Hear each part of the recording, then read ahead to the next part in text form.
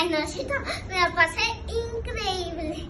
Y hoy vamos a abrir esta cajita. Tú, a ver, ¿quién cree que sea? Comenten, porque ya tengo este. ¿Ok? Este no se vale y no hagan trampa. ¿Ok?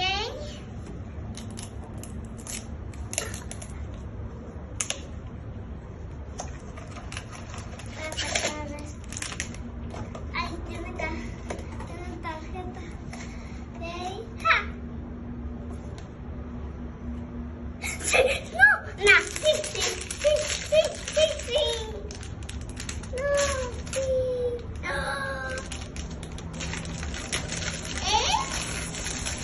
Mi personaje favorito, Cinnamon Roll.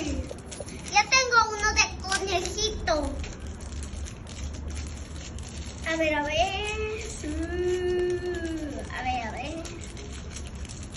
¡Ah! Sí. No manches. Comenten si atinaron.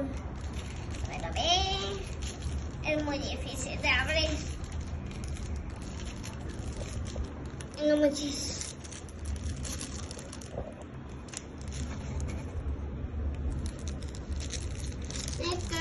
Lo saco.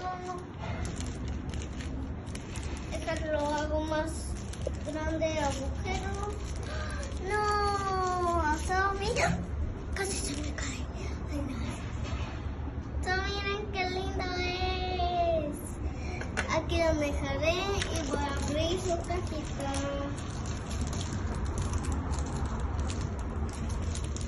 Ok, ya estoy atinando. Y miren, ¿qué es? ¡Tan! Es como un pastelito que yo como que está súper rico. Lo pondré aquí